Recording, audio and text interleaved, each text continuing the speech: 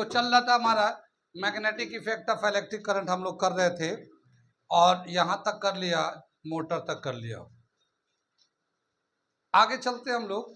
आगे चलने से पहले एक चीज और पढ़ते हैं। क्या दे रखा है कि जिस तरह से करंट चलता है तो मैग्नेटिक फील्ड बनता है, और करंट जो होता है, flow of charge in a conductor is called current. Charge होता है, पॉजिटिव एंड नेगेटिव चार्ज होते हैं। क्या देखा गया है कि हमारे बॉडी के अंदर भी नर्वस सिस्टम होता है, और नर्वस सिस्टम जो है बेसिकली वो चार्ज ही होता है, पॉजिटिव एंड नेगेटिव चार्ज का पंप लाइन है। बॉडी में जो नर्व होते हैं हमारे, अगर कहीं पे भी चींटी काटेंगे तो फौरन ब्रेन को पता चलता है। वो कितना जल्दी चलता है, वो एक इम्पल्स चलता है इलेक्ट्रिक करंट के हिसाब से। इलेक्ट्रिक करंट जितना स्पीड से चलता है उसी के स्पीड से करंट एक इम्पल्स जाता है ब्रेन तक। तो जो हमारा नर्वस सिस्टम है वो सोडियम एंड पोटेशियम का आयंस का पाइप होता है, यानी आयंस का एक कॉम्बिनेशन होता है जो जाता है। तो हमारे बॉडी में भी चार्ज का फ्लो होता है। चार्ज का फ्लो का मतलब हमारे बॉडी में भी करंट बनता है, और जब हमारे बॉडी में करंट चलता है तो हमारे बॉडी में भी मैग्नेटिक फील्ड बनता होगा। हमारे बॉडी में जो मैग्नेटिक फील्ड बनता है वो दे रखा, कितना बनता, हमारे बॉडी में मैग्नेटिक फील्ड बनता है, और कितना मैग्नेटिक फील्ड होता है। Magnetic field inside the body, magnetic field of human body is 1 billionth of earth magnetic field. Earth का जितना मैग्नेटिक फील्ड होता है उसका 1 बिलियंथ, ये बिलियंथ है, TH लगा हुआ है। जैसे एक होता 10, एक होता 10th, एक होता 100, एक होता 100th। 100 एंड 100 में क्या डिफरेंस है? 100 ये ऐसे लिखते हैं 100 को, और एक लिखते हैं 100, ये 1/100 को बोलते हैं, ठीक है ना। तो ऐसे ही 1 बिलियंथ, अर्थ का जितना मैग्नेटिक फील्ड है उसका 1 बिलियन टाइम लेंगे, वो जितना मैग्नेटिक फील्ड होगा उतना हमारे बॉडी के अंदर आइंस के मूवमेंट की वजह से मैग्नेटिक फील्ड होता है, ठीक है। पूरे बॉडी में मैग्नेटिक फील्ड होता है, लेकिन दो पार्ट ऐसे हैं जहां पे मैग्नेटिक फील्ड ज्यादा होता है, वो है ब्रेन एंड हार्ट, ठीक है। ब्रेन एंड हार्ट जो है, ये दो पार्ट ऐसे हैं जहां पे मैग्नेटिक फील्ड बहुत ज्यादा होता है। मैग्नेटिक फील्ड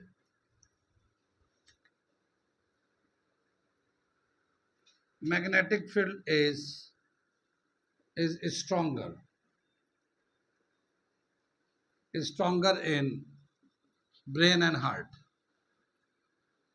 ठीक है ना। कितनी बात में ब्रेन में और हार्ट में सबसे ज्यादा मैग्नेटिक फील्ड होता है, वैसे पूरे बॉडी में होता है। जो हेल्दी बॉडी होता है उस बॉडी का मैग्नेटिक इमेज बनाया गया है MRI। जानते क्या होता है फुल फॉर्म? फुल फॉर्म है इसका मैग्नेटिक रेजोनेंस इमेजिंग। क्या मतलब हुआ? हम लोग बोलते हैं MRI करा लेते हैं, यहाँ पे दर्द रहता है तो MRI करा लेते हैं। क्या मतलब हुआ कि हमारे जो हेल्दी बॉडी होता है हर पार्ट का MRI कराया गया है, या MRI का बना के उसका इमेज निकाला गया। जैसे ECG कराते ना, हार्ट का होता है ECG कराते हैं, ऐसे ही पूरे बॉडी का MRI कराया गया है।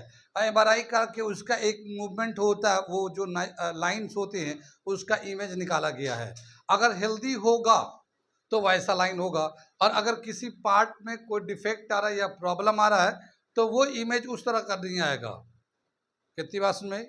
अब जैसे बहुत लोगों को गर्दन में दर्द रहने लगता है, हाथ में सनसनाहट झंझनाहट रहने लगता है, ठीक है। तो MRI कराते हैं यहाँ का स्पाइनल कॉर्ड का, MRI करा के लाते हैं, फिर देखते हैं कि वो इमेज जो आ रहा है वो कैसा आ रहा है, नॉर्मल आया या नॉर्मल से हट के आ रहा है। अगर हट रहा तो कितना हट रहा, कितना प्रॉब्लम है। तो ये MRI जो है ना एक कराया जाता है, मेडिकल में यूज होता है। लेकिन इसमें कौन सा फिनोमेना यूज हो रहा है, जो हमारे बॉडी के आइंस का मूवमेंट है, जो करंट बनाता है, उस करंट की वजह से जो मैग्नेटिक फील्ड बनता है, मैग्नेटिक रेजेस बनते हैं, उसी का यूज करके ये हमारा डायग्नोसिस कराया जाता है। ठीक है, एमआरआई कराया जाता है। कितनी बात सुनी। तो ये यूज है magnetic effect of electric current का, जो हमारे बॉडी के अंदर है इफेक्ट करंट का। ठीक है, एक तो ये दे रखा है। अभी एक और टर्म था इलेक्ट्रोमैग्नेट, ये समझ में आ गया। यहाँ पे ये खत्म हो जाता है। आगे दे रखा हमारा इलेक्ट्रोमैग्नेट, क्या मतलब हुआ होता है मैग्नेट। इलेक्ट्रोमैग्नेट में क्या है, जैसे ही हमने अभी बताया था, एक सॉफ्ट आयरन होता है, ठीक है, इसके ऊपर करंट का कॉइल ऐसे देते हैं, इससे करंट पास कराते हैं, ठीक है ना, करंट पास कराते हैं। तो ये जो आयरन था वो मैग्नेटाइज्ड हो गया और अब वो मैग्नेट की तरह बिहेव करेगा। तो वो जो आयरन है वो मैग्नेट की तरह बिहेव करेगा और उसी को हम लोग इलेक्ट्रोमैग्नेट कहते हैं। कितनी बात में, यानी किसी बॉडी को मैग्नेटिक करैक्टर उसके अंदर इंड्यूस कर देते हैं, तो वो जो मैग्नेट बन के आता है उसको हम लोग कहते हैं इलेक्ट्रोमैग्नेट। पहले वो मैग्नेट नहीं था, लेकिन अब वो मैग्नेट करैक्टर उसके अंदर आ गया किसी भी तरह से, तो उसको जो बन के आएगा मैग्नेट, उसको आर्टिफिशियल मैग्नेट भी कहते हैं या फिर इलेक्ट्रोमैग्नेट भी कहते हैं। कितनी बात सुन में आई। तो ये दो छोटी छोटी बातें जो थी वो पीछे रह गया था। आगे चलते हैं, अब हम लोग अगला टॉपिक करते हैं। क्या दे रखा है ये हमारा अगला टॉपिक, इलेक्ट्रोमैग्नेटिक इंडक्शन। इसका फुल फॉर्म EMI है, इलेक्ट्रोमैग्नेटिक इंडक्शन, EMI। बड़े क्लास में जाएंगे तो पढ़ेंगे इसको और बहुत अच्छे से। यहाँ पे भी थोड़ा सा दे रखा, हम लोग देखते हैं। EMI क्या है, इलेक्ट्रोमैग्नेटिक इंडक्शन, यानी मैग्नेट से करंट इंड्यूस्ड कराया जाता किसी बॉडी के अंदर। ठीक है, मैग्नेट से करंट इंड्यूस कराया जाता है, उसी को हम लोग कहते हैं इलेक्ट्रोमैग्नेटिक इंडक्शन। इंडक्शन का मतलब होता है किसी के अंदर वो आदत आ जाना। ठीक है, इंडक्शन का मतलब किसी के अंदर किसी करैक्टर का आ जाना।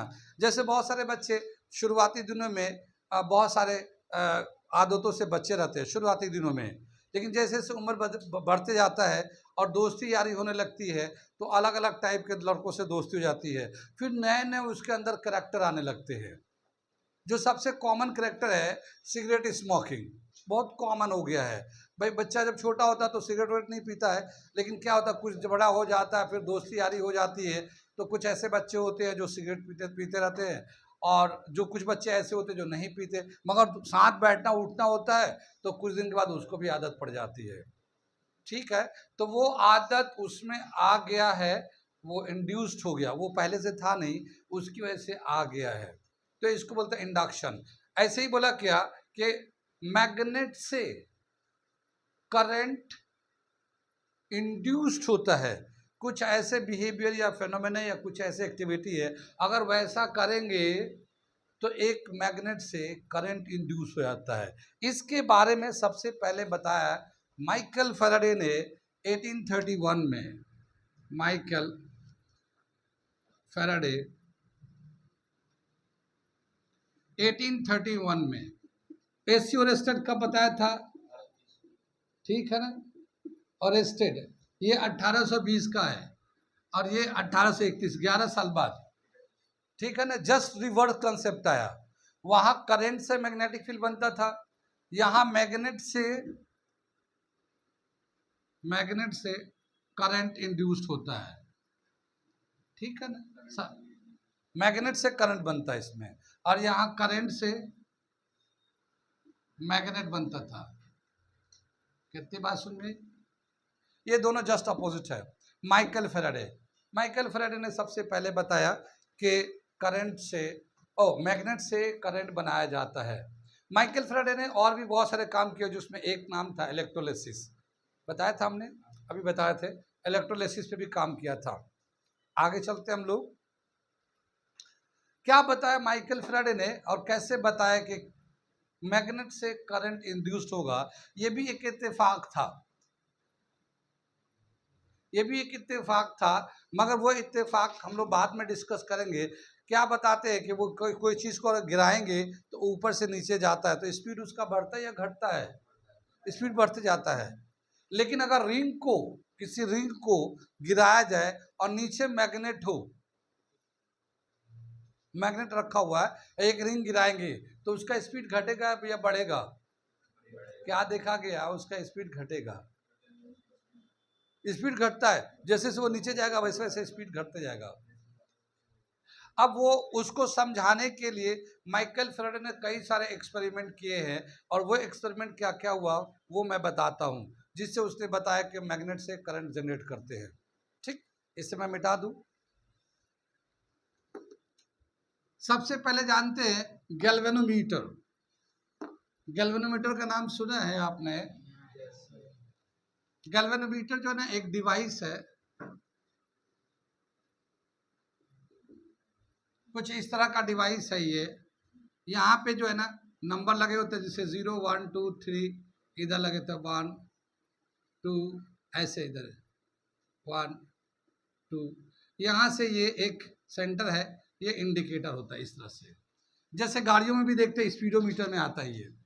ठीक है, इसका क्या बताया कि ये जो गैल्वेनोमीटर होता है, इसके अंदर अगर थोड़ा सा भी करंट कहीं से भी आए, ये हम लोग 20 से लगाते हैं ऐसे, ठीक है ना, ये बॉक्स के अंदर वैसे आता है, इस तरह से पूरा बॉक्स में सेट आता है।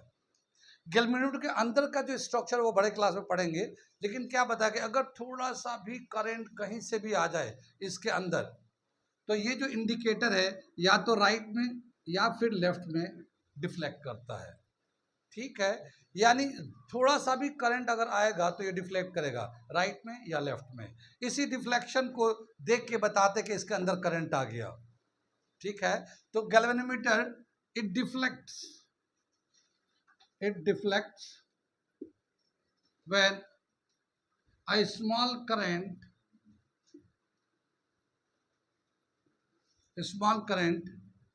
passes through it.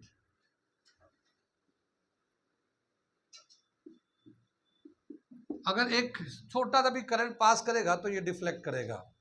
ठीक है, कितनी बात सुने, गैल्वेनोमीटर है। एक एक्सपेरिमेंट है जो माइकल फैराडे ने करके दिखाया था, इस बात को बताने के लिए कि जब मैग्नेट से करंट बनता है तो कौन कौन सा एक्सपेरिमेंट है। एनसीईआरटी में वैसे 2 एक्सपेरिमेंट को डिस्कस किया है, तो मैं दोनों एक्सपेरिमेंट को बताता हूँ कौन कौन सा एक्सपेरिमेंट डिस्कस किया है। समझ में आता है? गैल्वेनोमीटर एक डिवाइस है, अगर इसमें थोड़ा सा भी करंट कहीं से भी आएगा तो डिफ्लेक्ट करेगा और ये बताएगा कि इसमें करंट आ रहा है। मिटा दे इसे।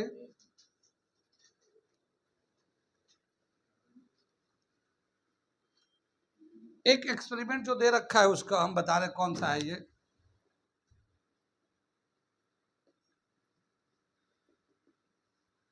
पहला एक्सपेरिमेंट दे रखा है, ये हमारा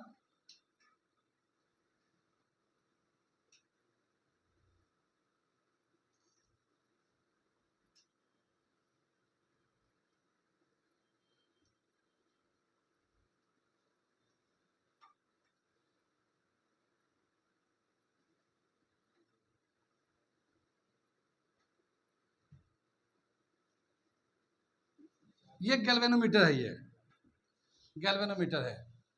ये एक सर्किट है, जैसे इस तरह से कॉइल बन के रखा हुआ है। कितनी बात सुनी?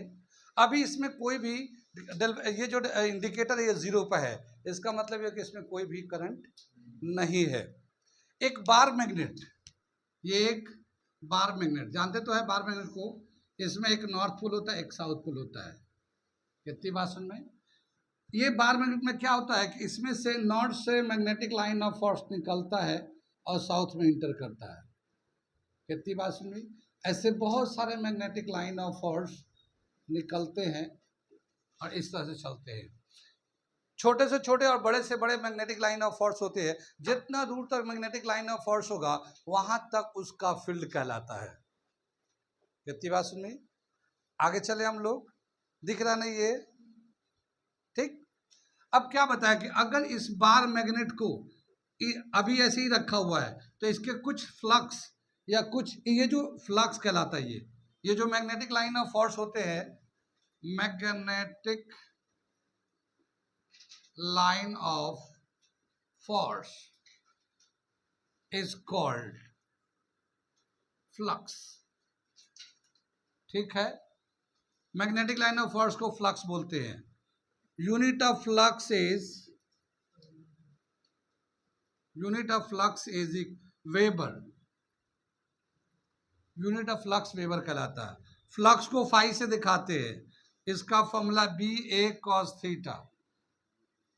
ठीक है, बी मैग्नेटिक फील्ड होता है, ए एरिया होता है। मैग्नेटिक फील्ड और एरिया के बीच में कितने का एंगल होता है, वो कॉस थीटा लेते हैं। ये हम लोग बाद में डिस्कस करेंगे। ठीक है, ये आपके कोर्स में नहीं है मगर ये फॉर्मूला लिख दिया। ठीक है, ये दो चीजें लिखिए। मैग्नेटिक लाइन ऑफ फोर्स को फ्लक्स बोलते हैं और उसका यूनिट होता वेबर, ऐसा सिस्टम में। आगे चले, क्या देखा गया है कि इस बार मैग्नेट को यहाँ पे और इस कॉइल को यहाँ पे रखा गया है तो इस गैल्वेनोमीटर में करंट जीरो दिखाता है। गैल्वेनोमीटर में करंट कितना दिखा रहा है, जीरो।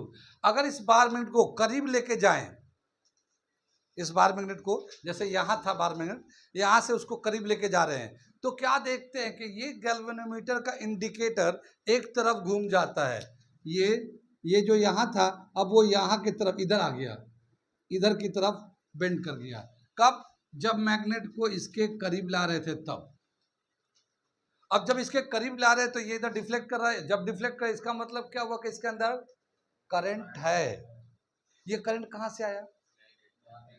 उस मैग्नेट के मोशन की वजह से आया है, क्योंकि जब वो रेस्ट में था तब तो नहीं दिखा रहा था।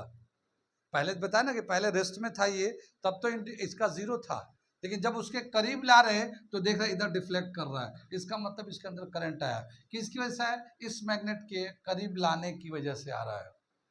मान लो बिल्कुल करीब लेके आ गए, यहां तक जितना इसको डिफ्लेक्ट करना था डिफ्लेक्ट कर लिया, मगर आके फिर यहाँ पे रुक गए।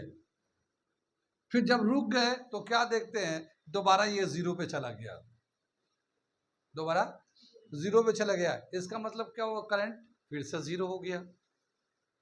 अब बार मैग्नेट तो बिल्कुल करीब में रखा हुआ है, बहुत सारे फ्लक्स है जो टच कर रहे हैं, मगर फिर भी करंट जीरो दिखा रहा है। अब क्या हुआ, इसके बाद इस बार मैग्नेट को फिर पीछे लेके चलते हैं, इस बार मैग्नेट को वापस ले जाते हैं पीछे की तरफ। जब पीछे ले जाते हैं फिर से डिफ्लेक्शन शुरू हो जाता है, और क्या देखते हैं, अब डिफ्लेक्शन का डायरेक्शन इधर की तरफ आ गया, उल्टे डायरेक्शन में आ गया। अब डिफ्लेक्शन इधर की तरफ आया, डिफ्लेक्शन शो कर रहा है, इसका मतलब इसके अंदर फिर से करंट आ गया। कितनी बात में? फिर कुछ दूर पे जाके रुक गए। जब रुक गए फिर देखा इसका डिफ्लेक्शन आ गया, दोबारा से ये जीरो पे आ गया इंडिकेटर। जब जीरो पे आ गया इसका मतलब क्या हुआ, करंट फिर से जीरो हो गया। क्या समझ में आया इतनी देर बातों में कि जब हम उसको करीब ला रहे थे तब तो करंट बन रहा था, और जब करीब में ला के रुक गए तो जीरो हो गया। जब पीछे जा रहे थे तब तो करंट बन रहा था, लेकिन जब जाके रुक गए तो फिर जीरो हो गया। तो क्या मतलब कि जो आ रहे जा रहे तभी तो करंट बन रहा है, और जैसे रुक जा रहे तो करंट जीरो हो जा रहा है। कितनी बात सुने? ये तो एक्सपेरिमेंट समझ में आ रहा ना? या फिर बार मैग्नेट को ऐसे ही रखा जाए, ये जो कॉइल है इस कॉइल को पहले पीछे ले जाते हैं, तब भी देखते हैं इसके अंदर डिफ्लेक्शन हो रहा है। जब पीछे ले जा रहे हैं तो तब भी डिफ्लेक्शन होता है, इसका मतलब इसके अंदर करंट हो गया। ठीक, फिर कहीं जाके रुक जाते हैं, यहाँ पे आके रुक जाएंगे, फिर ये जीरो पे चला जाता है, जीरो पे चला गया, इसका मतलब करंट फिर से जीरो हो गया। जब ये रेस्ट हो गया तो फिर अगर आगे की तरफ ले जाएंगे मैग्नेट की तरफ, फिर देखते हैं करंट फिर से आ गया, फिर डिफ्लेक्शन दिखा रहा है, और फिर जब लेके करीब तक आएंगे तब तक डिफ्लेक्शन होता रहेगा। जब करीब आकर रुक जाएंगे तो फिर जीरो हो जाएगा। यानी क्या समझ में आया कि या तो कॉइल को या मैग्नेट को या दोनों को जब तक मोशन में रखेंगे तब तक तो इसके अंदर इंड्यूस्ड करंट होता रहेगा, और जब दोनों में से दोनों रुक जाएंगे तो वो इंड्यूस्ड करंट जीरो हो जाता है। ये ऑब्जर्वेशन माइकल फैराडे ने देखा, बताया। क्या बताया उसने, यहां से स्टेटमेंट क्या बताया उसने, वो मैं लिखने जा रहा हूं। ये तो एक्सपेरिमेंट था इसका। इसके बाद ये जो ऑब्जर्वेशन हुआ उसको बताने जा रहे हैं। क्या बताया उसने, if there is relative velocity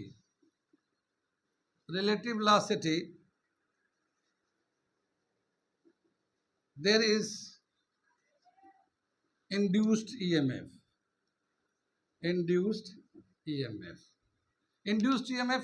electromotive force,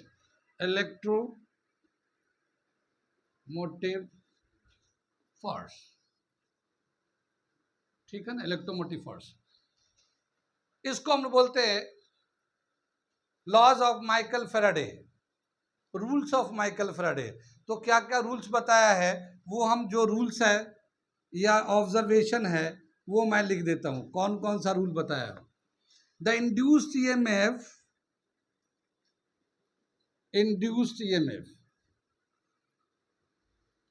exist, ठीक है, till there is relative velocity. क्या मतलब समझ में आया, कि जो इंड्यूस्ड ईएमएफ है उस वक्त तक रहेगा जब तक के रिलेटिव वेलोसिटी है, चाहे वो मूव करे, चाहे ये मूव करे, चाहे दोनों मूव करे, दोनों करीब आए, दोनों दूर जाए, लेकिन मोशन में होना चाहिए। जब तक मोशन में रहेंगे तब तक इसका इंड्यूस्ड ईएमएफ होता रहेगा। जैसे इसका रिलेटिव मोशन खत्म होगा, इंड्यूस्ड ईएमएफ भी खत्म हो जाएगा। कितनी बात नहीं, इंड्यूस्ड ईएमएफ इज, दूसरा पॉइंट दे रखा, ये तो पहला पॉइंट था, दूसरा पॉइंट दे रखा, इंड्यूस्ड द मैग्नीट्यूड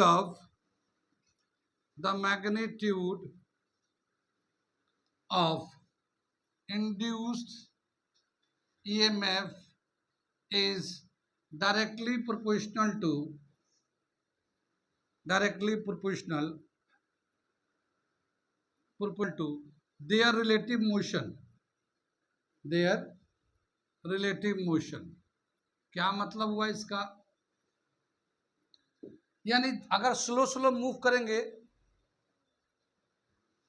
क्या आगे चले हम लोग, कितनी बात समझ में आई, यहां तक समझ में आ गया।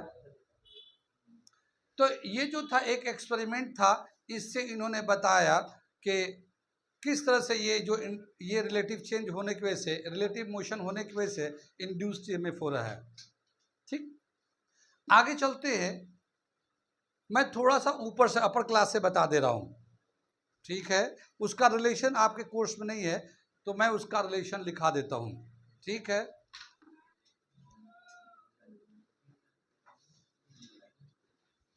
इसमें एक रिलेशन दे रखा है, मैं बता देता हूं क्या है, कि मान लो एक, ये मिटा देते हैं, रिलेशन में थोड़ा बड़े क्लास से लिखा देता हूं। जैसे ये मैग्नेटिक है, ये मैग्नेट है, ये कॉइल है, ये कॉइल है, ये एक बार मैग्नेट है, यहाँ पे बार मैग्नेट है, ये नॉर्थ है, ये साउथ है, ये इधर मूव करा रहे हैं। तो जब ये यहाँ था तो उस वक्त जो इसको फ्लक्स टच कर रहा था वो फाई मान लेते हैं, इनिशियल फ्लक्स फाई वन ले लिया, फ्लक्स को फाई से दिखाता, अभी हमने बताया था ना। अब थोड़े से अगर मूव करके इसको करीब लाते हैं, यहाँ पे लेके आ गए, ठीक है ना, यहाँ चले आए, यहाँ तक, ये यहाँ आ गया, तो जाहिर अब फ्लक्स ज्यादा टच करेगा इसको। तो अब फाइनल फ्लक्स हो गया, फाइनल फ्लक्स ये आ रहा है इसमें फाई 2, ठीक है। यहां से यहां तक आने में टाइम लगा होगा, कुछ टी टाइम लग गया, तो टाइम टेकन ले लिया, टी लग गया। Induced EMF is equal to is directly proportional to change in flux phi 2 minus phi 1 upon t, ये ऐसे दे रखा है। Induced EMF is directly proportional to rate of change of flux. ये तो चेंज इन फ्लक्स है, और time से जब डिवाइड कर देंगे तो rate of change of flux. क्या मतलब है इसका? Induced EMF is directly proportional to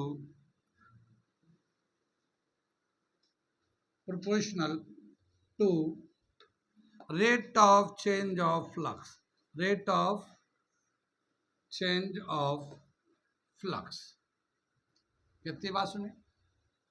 ये दे रखा रिलेशन, मैं रिलेशन दिखा दे रहा हूं ताकि समझने में आसानी रहे। इसको अगर प्रोपोर्शनलिटी को हटाएंगे तो क्या लिखेंगे? माइनस के d phi upon d t. ये जो चेंज इन फ्लक्स है, ये डी फाई जो है, d phi phi two minus phi one है ये, ठीक है ना। फाई टू में से फाई वन माइनस करेंगे तो डी फाई लिख दिया यहाँ पे, और ये जो है ना माइनस में लगा दिया। कितनी बात सुन में? ये जो माइनस है इसके बारे में आपके कोर्स में नहीं है, लेकिन मैं बता दे रहा हूं। इसको कहते हैं लेंज रूल।